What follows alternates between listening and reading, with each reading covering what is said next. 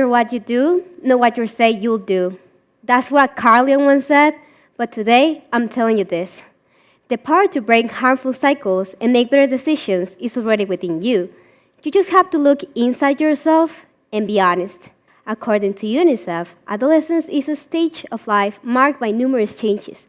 You have to choose a career path, cultivate good habits, and learn to manage distractions without getting overwhelmed. Even your brain is at a crucial phase of development. You have the responsibility to train it so it becomes your ally and not your enemy, as many claim. It's a pleasure to be here. I'm Daniela Amperez. I describe myself as a constant learner. Someone who is eager for acquiring new knowledge and puts a lot of effort into it until they feel confident enough to say, oh yeah, I know about that. Well, in one of my Saturdays of wisdom, I realized that I knew everything I was interested in, but I knew nothing about myself. I couldn't even define happiness. I felt like I was living with a stranger. But in all darkness, there's light. And I remember a quote a friend had shared with me. Until you make the unconscious conscious, it would direct your life, and you would call it fate. That's when I stopped looking for distant answers, and I started with what I had, me and my mind.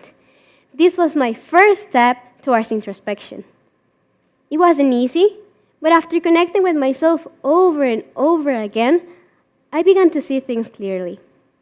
Once I started understanding myself better, I couldn't help but wonder if others were doing the same. And as a pretty curious human, I have looked around and I've noticed that a lot of people my age tend to focus their attention on everything except themselves. But if I am able to break the pattern, why not you? It's a cliche, I know, but I'm not into that, and you can believe me when I tell you it's possible. About a year ago, I was standing just right here, and that was the point when I realized that everything that happens outside begins inside. I was giving a speech when I saw a group at the back laughing at me, and I could either let it affect me, letting them make me doubt what I was doing, or I could not pay any attention to it, continue talking, and enjoy the opportunity I had been given. Guess what? I made the wrong choice. I felt humiliated. Somehow, I felt like the world had ended. Of course it hadn't, but it was meant to happen because I learned from it. As I was trying to understand why the laughter had affected me so much, I asked myself, why do I associate being laughed at with humiliation? That question turned pain into perspective and made me figure out that even the most painful moments can provide valuable insights. But that emotional response wasn't random. It came from a mental pattern I didn't know I had. Let me explain. Your brain is like a computer. It processes information, recalls memories, and creates patterns, right? The key is not to let your brain code itself, but to take control and code it yourself. And the way you do that is through introspection, the internal process of observing and analyzing your own mental and emotional state. So, let's go back to the day I was telling you about. I made this decision, and the other one was just right here. And standing here made me realize that I was not very far from there and doing this. And taking that step, no matter how big or small, is discovering the power of introspection. It sounds simple, but it's not. Looking inward can be confronting. When you really examine yourself, you don't only see your strengths and good things, but also your weaknesses, your unfinished thoughts, and your imperfect reactions. That discomfort is a natural part of how the brain processes self-awareness. According to a BMC neuroscience article, when we introspect, the anterior cingulate cortex lights up. Let's call it our inner critic. So the inner critic lights up when we reflect on ourselves, comparing our current reality with who we want to be. That's why introspection can be difficult, because you can see the difference between who you really are and who you want to become. Rather than giving up, it's here that courage and discipline come into play. Introspection is not about being cruel to yourself. It's about being honest and kind, realizing that change takes time. It's a daily habit of checking in and asking yourself, what am I doing to grow? Train your brain to be critical, but gentle. And the secret is to stay humble, because mistakes don't make you a failure, and growth shouldn't make you arrogant. Pride does not allow mistakes to become stepping stones. When you make peace with your imperfections and understand your emotions, you begin to see yourself with clarity. That honest awareness of your flaws, growth, and reactions is what shapes a better thinker. You may wonder, okay, so introspection is just deeply reflecting about myself, and it can be difficult, especially when I'm already overwhelmed. Why shouldn't I even try it? Because the results are powerful and backed by science. Introspection is not staring at the ceiling and overthinking. It builds empathy by encouraging a mindset shift. If that happened to me, I'd feel this way. So, how can I treat others the way I want to be treated? At the same time, it strengthens your emotional intelligence. It teaches you to stop hiding your feelings and ask yourself, what am I feeling right now? How am I reacting? Is this helping or hurting me? This kind of self-awareness is what leads to clear decisions, calmer reactions, and inner peace. Now, imagine combining empathy and emotional intelligence.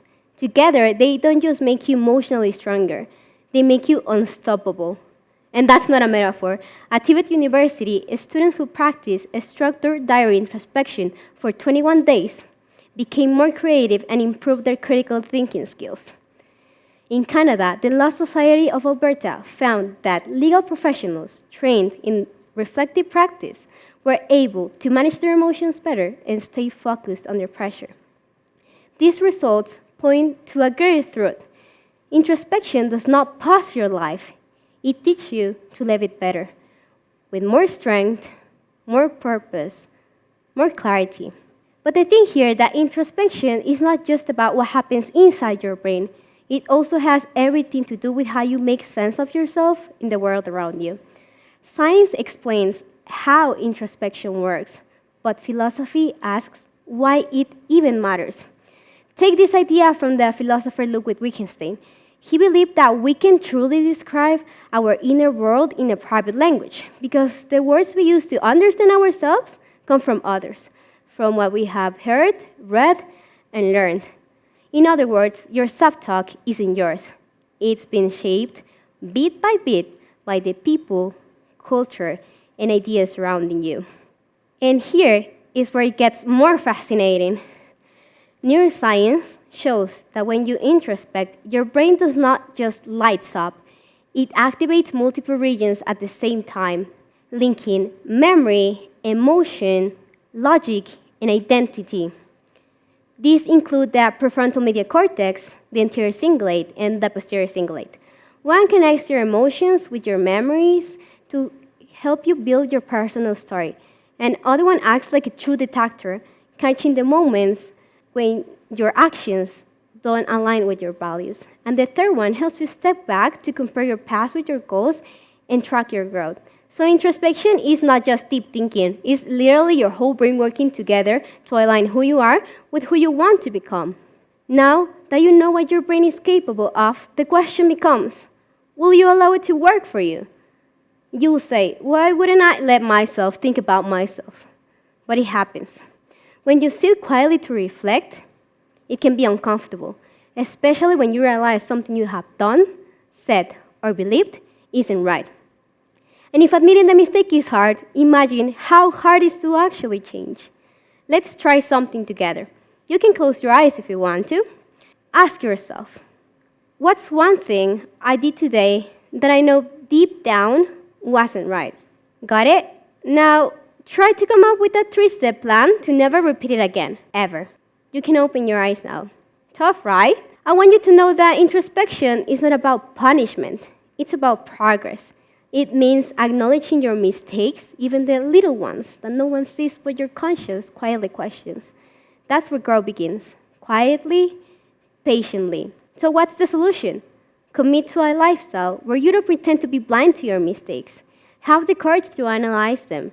Admit when you're wrong and change, even if it feels uncomfortable. There are many ways you can practice introspection. You can journal, meditate, dance. Just make it real. Make it yours. When introspection becomes a habit, you stop reacting blindly and start shaping who you are becoming. If you're not sure how to start, you can use simple prompts. What moment stood out to me today? What belief of mine was challenged? What's one decision I made and why?